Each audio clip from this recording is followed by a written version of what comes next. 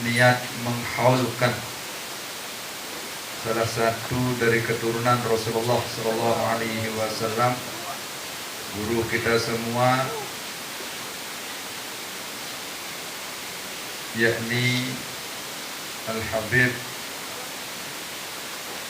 Muhammad bin Mustafa bin Syekh Abi Bakar beserta seluruh keluarga.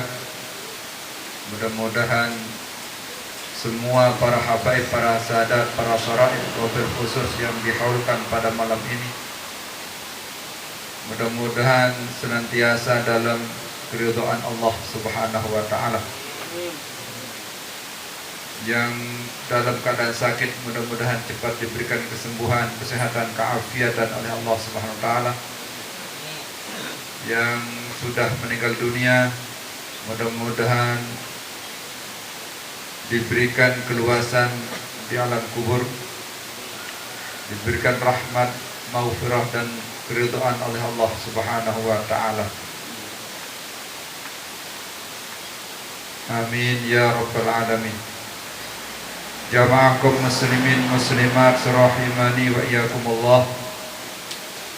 Alhamdulillah niki nikmat sangat sin belik yang pelunggu sami hadir di malam luar biasa niki. Kita sedang mendekatkan diri kepada Rasulullah Sallallahu Alaihi Wasallam, karena yang kita haulkan pada malam hari ini, yakni orang yang banyak berjasa kepada kita, orang yang banyak memberikan contoh kepada kita. Kita adalah generasi beliau dalam bersolawat, kita adalah generasi beliau dalam bermaulid. Majelis-majelis solawat yang hidup, yang berkembang di Lombok Tengah wabil khusus atau di Lombok Timur, itu adalah generasi-generasi beliau. Dan mudah-mudahan dengan ini Rasulullah Sallallahu Alaihi Wasallam menjadi senang dan bahagia, karena kita menyenangkan para cucu-cucu keturunan beliau, para zuriat beliau.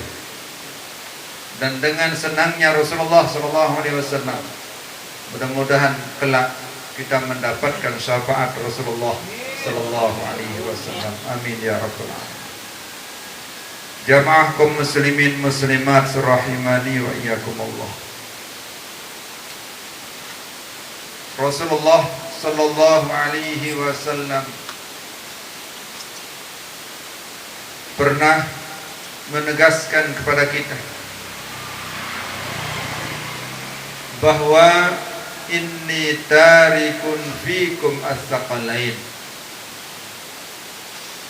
aku tinggalkan untukmu dua perkara, dua hal yang istimewa, dua hal yang indah, dua hal yang berat.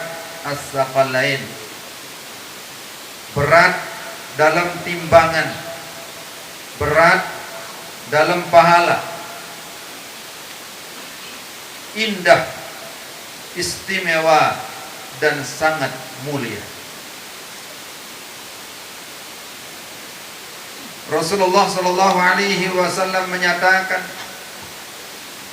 lan tadillu ma in tamassaktum bihima, bahwa kita tidak akan pernah tersesat, kita tidak akan pernah salah langkah selama kita berpegang teguh pada keduanya. Apa yang dua itu? Yang dua itu adalah Al-Quran. Yang pertama Al-Quran, yang kedua wa itrati ahli baiti, yakni keturunan beliau.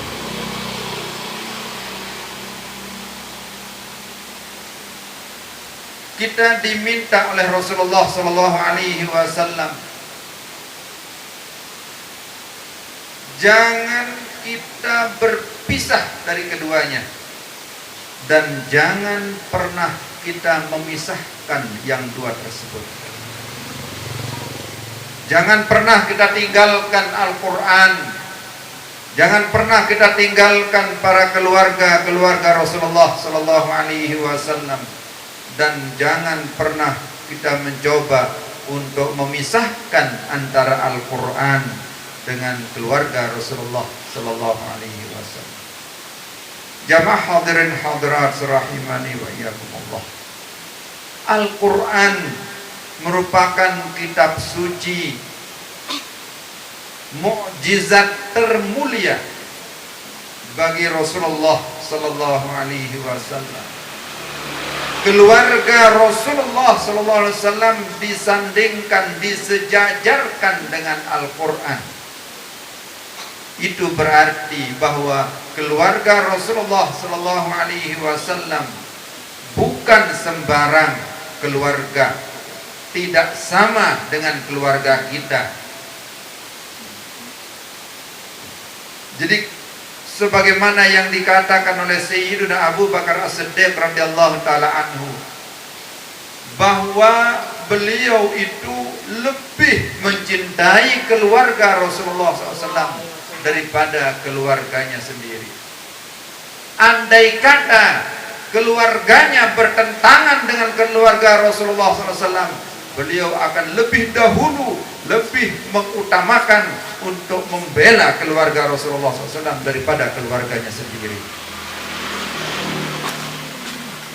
Inilah imannya Sayyidina Abu Bakar As-Siddiq radhiyallahu taala anhu, sehingga dikatakan bahwa andai kata iman seluruh makhluk ini dikumpulkan jadi satu, lalu ditimbang dengan imannya Sayyidina Abu Bakar As-Siddiq radhiyallahu taala anhu, tidak akan lebih ringan imannya Sayyidina Abu Bakar As-Siddiq, tapi sebaliknya jauh akan lebih berat imannya beliau daripada iman yang dikumpulkan tadi, iman kita semua.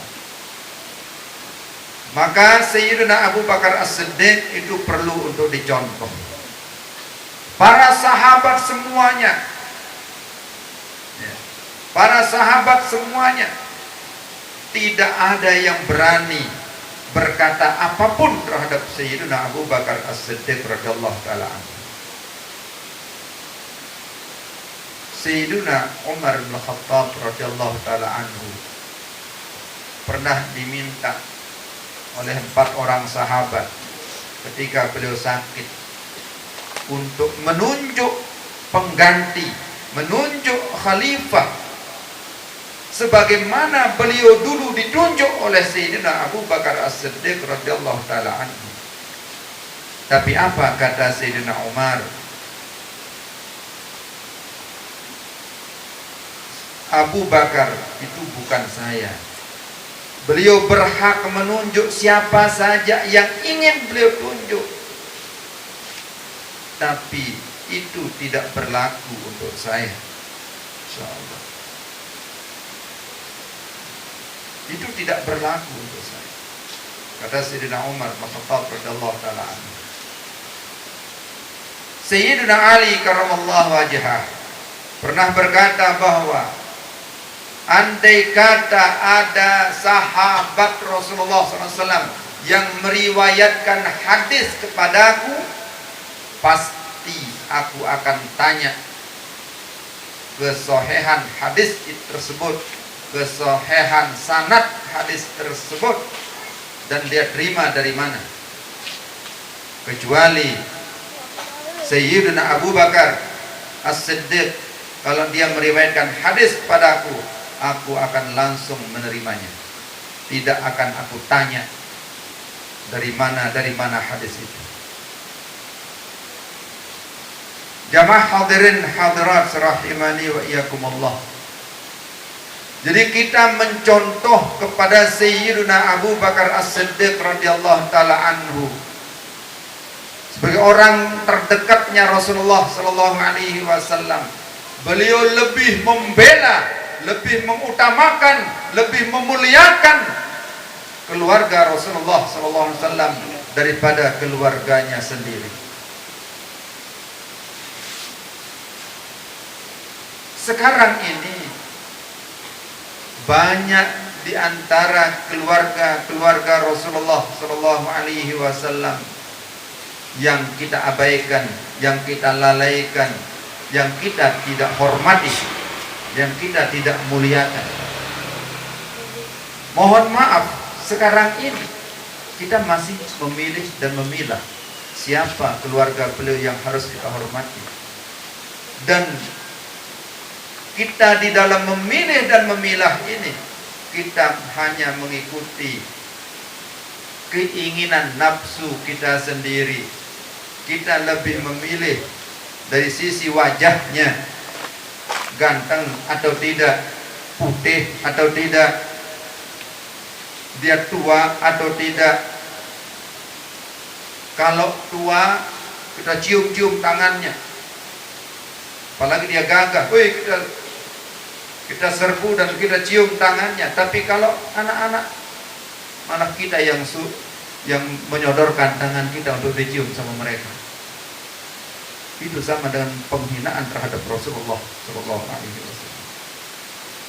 Para habaib itu, para sayyid itu, para sadat, para syaraif itu, para syarifah itu, walaupun dia anak kecil, tidak pantas kita menyodorkan tangan kita untuk dicium sama mereka. Tidak pantas dan sangat tidak pantas. Karena siapa kita? Kita ini adalah orang-orang yang kotor, orang-orang yang tidak punya derajat di sisi Allah Subhanahu wa taala. Sedangkan pada darah beliau ada darah Rasulullah SAW. Pada tangan beliau ada tangan Rasulullah SAW. Ada kulit, ada daging Rasulullah SAW. Jadi wajar kalau kita tundukkan kepala kita pada beliau. Bukan justru kita menyodorkan tangan kita untuk dicium sama beliau. Kita ini orang yang kotor. Kita banyak melakukan dosa dan tidak ada jaminan yang langsung dari Allah Subhanahu wa taala kalau kita setelah mati akan suci bersih dari dosa itu. Tidak ada jaminan. Yang ada jaminan dari Allah itu adalah kalau kita tobat pasti diampuni dosa kita. Itu jaminan. Itu baru ada jaminan. Kalau kita istighfar, kalau kita tobat, kalau kita datang memohon ampun kepada Allah, sebesar apapun dosa kita, dijamin pasti akan diampuni oleh Allah. Tapi kalau para syaraif, para sadat, para keturunan Rasulullah SAW, sudah ada jaminan liyudhiba ankumur rijsa ahlal bait wa yutahhirukum tathhira. Itu di dalam ayat sudah jelas. Kenapa ada jaminan untuk beliau? Karena Rasulullah Sallallahu Alaihi Wasallam. Kenapa ada jaminan buat kita kalau kita tobat akan diampuni dosa kita oleh Allah? Karena Rasulullah Sallallahu Alaihi Wasallam.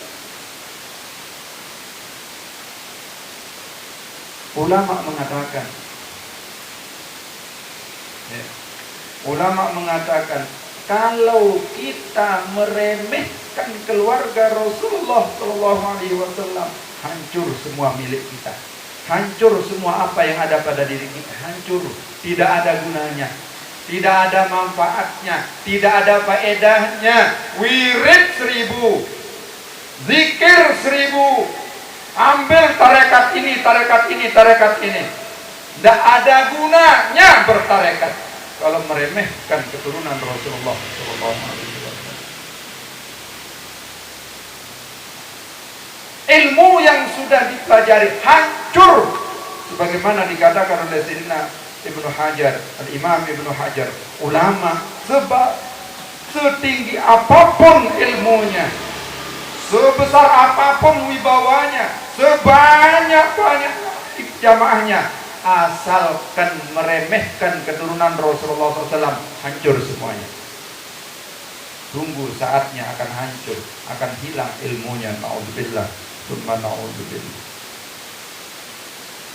Tapi orang yang bodoh, orang yang tidak pernah bersekolah, orang yang tidak pernah mengaji, kalau dia berkhidmat kepada Ahlul Bait, mau melayani keturunan Rasulullah Sallallahu Alaihi Wasallam, mau hormat tunduk kepada keturunan Rasulullah Sallallahu Alaihi Wasallam itu, yakni para habaib, orang-orang yang kita sebut dengan habib, orang-orang yang kita sebut dengan kalimat ye atau tuan ye, tuan ipe, tuan seripe. maka tunggu saatnya dia akan dimuliakan oleh Allah Subhanahu wa taala. Dan kemuliaan itu bisa jadi dia terima tatkala dia masih hidup, atau bisa jadi dia terima tatkala dia telah meninggal dunia, atau pada dua tempat ini dia akan terima, waktu masih hidup dan setelah meninggal dunia. Mana lebih baik? Dia terima kemuliaan waktu dia masih hidup atau setelah meninggal dunia? Kemuliaan yang akan lebih baik itu adalah kemuliaan setelah dia meninggal dunia. Kenapa? Salah satu alasannya itu dia sudah selamat daripada riya. Tapi kalau masih hidup bisa saja dia tidak selamat dari riya, maka itu akan menghancurkannya dia lagi. Tapi orang yang diistimewakan oleh Allah bisa dia terima tatkala dia masih hidup dan setelah meninggal dunia. Dua tempat ini dia akan terima kemuliaan itu. Mudah-mudahan kita termasuk orang yang dimuliakan oleh Allah Subhanahu wa taala. Mudah-mudahan hati kita dikuatkan oleh Allah Subhanahu wa taala, diistiqamahkan hati kita oleh Allah Subhanahu wa taala, disatukan hati kita oleh Allah Subhanahu wa taala dengan hati para habaib, para keturunan Rasulullah sallallahu alaihi wasallam. Mudah-mudahan hati kita istiqamah dan tetap tenang melayani beliau, dan tentunya sesuai dengan kemampuan kita.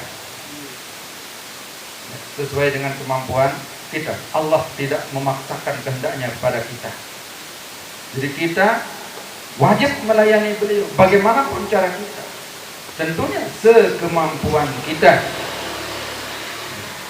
Tapi jangan sampai kita buat-buat kemampuan itu. Ini tidak mampu, ini tidak mampu, ini tidak mampu. Jangan sampai. Kita berusaha. Kalau sudah mentok ya sudah. Jadi cobaannya tentu berat. Cobaannya berat.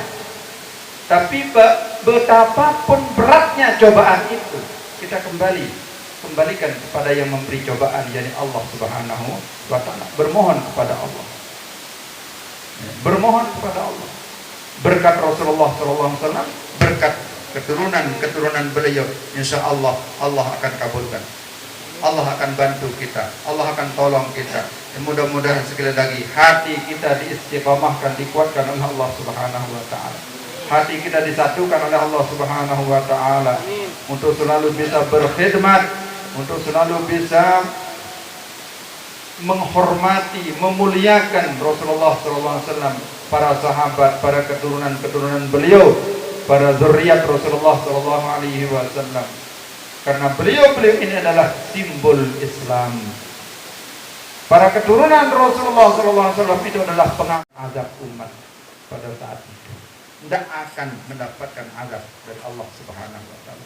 Allah akan tunda azabnya. Itulah kemuliaan para ahlul bait. Tapi kalau keturunan Rasulullah SAW ini sudah wafat, sudah meninggal dunia, kanal qada'u li ummati, tunggu, kita sebagai umat ini tunggu saatnya akan terjadi sesuatu, akan terjadi bencana, akan terjadi musibah, akan turun azab Allah Subhanahu wa taala. Nauzubillah, tsumma nauzubillah. Sekali lagi kepada para jamaah, mari kita merapat kepada keturunan Rasulullah sallallahu alaihi wasallam. Dawak tengiring kenali saya ini ke Rasulullah sallallahu alaihi wasallam. Kenali saya ini ke keluarga Rasulullah sallallahu alaihi wasallam. Secara singkat yang matur, lamun oleh Lombok niki atau oleh nabiaran le bumi sasak niki atau oleh Indonesia niki arak teparan aran Habib, semakin niki arak teparan aran Sayyid, arak teparan aran Syarif, arak teparan aran Syarifah. Lamun lain nika ini kenal aran Tuan Ye atau Tuan Rep, Tuan Ye atau apa? Seripe, ya, Tuan Ipe. Itu bahasa kita dulu. Ya, kalau kita mungkin ini yang generasi muda yang di depan saya ini, yang di bawah maksud saya, bukan yang di depan, di bawah saya. Di bawah itu ya belum tahu mungkin ini, ya, anak-anakku para santriwati, para santri ini belum tahu dan tidak pernah dengar mungkin yang namanya Tuan Ye, Tuan Ipe atau Tuan Rip, ya. Jadi sekarang inilah kalian tahu. Boleh tidak tahu yang itu, tapi kalian paham siapa Habib, siapa Sayyid, siapa Syarif, siapa Syarifah itu sendiri. Jangan remehkan mereka. Jangan kita menganggap diri kita sama dengan mereka. Kita tidak akan pernah sama, dari manapun ditinjau tidak akan pernah sama. Dan kita tidak dituntut untuk menyamakan diri kita dengan mereka. Tidak dituntut sama sekali. Ya. Jadi kita dituntut untuk memperlakukan mereka dengan baik, sebagaimana kita memperlakukan Al-Quran. Begitulah kita perlakukan beliau-beliau itu. Kalau Al-Quran kita hormati, kita muliakan, kita taruh di atas kepala kita, kita taruh di tempat yang tinggi, kita bersihkan, kita baca dan lain sebagainya, kita pelajari, kita muliakan Al-Quran itu, maka demikian pula kita muliakan beliau-beliau itu. Kalau ada lembaran kertas Al-Quran, robekan lembaran kertas Al-Quran kecil, itu wajib kita pungut, wajib kita bersihkan, wajib kita muliakan. Maka begitu pula para habib, para sayyid, para syarif, para sadat ini, ya. Jadi kita wajib muliakan walaupun dia kecil, walaupun dia miskin. Dan sering saya sampaikan di tempat lain, walaupun kulitnya kulit hitam misalnya, tapi ingat, itu adalah keturunan Rasulullah SAW. Kita tidak boleh menyamakan diri dengannya. Hati-hati. Hati-hati. Jangan sampai kita salah langkah terhadap beliau-beliau itu. Sering-seringlah bermohon kepada Allah Subhanahu wa Ta'ala. Dan mari kesempatan ini kita juga bermohon kepada Allah supaya akhlak kita dijaga oleh Allah, adab kita dijaga oleh Allah.